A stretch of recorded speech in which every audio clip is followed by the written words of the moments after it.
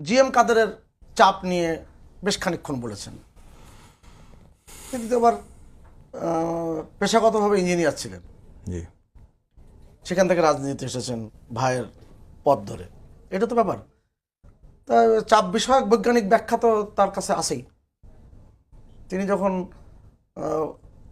মানবজমিন পত্রিকার সাক্ষাৎকার দিয়ে বললেন যে বিদেশিদের দিকে তাকিয়ে আছি, তারা সফল হলে আমরা সফল হব। কোনো দেশপ্রেমিক রাজনৈতিক নেতা এই কথা বলতে পারে কিনা সেটা কিন্তু বিস্তর প্রশ্ন। জি অর্থাৎ তারপরে চাপ তো নানামুখী চাপ। তিনি নানান দিকে ঘোরাফেরা করেছেন, ডানে তাকিয়েছেন, বায়ে তাকিয়েছেন, বায়ে গিয়েছেন, ডানে গিয়েছেন, সব জায়গায় গিয়েছেন। কোন দিকটা তিনি প্রসারিত করেছেন? দেখতে তার দুটো হাত, কিন্তু তার তো মা দুর্গার মতন অনেক হাত নানান দিকে প্রসারিত হয়েছে।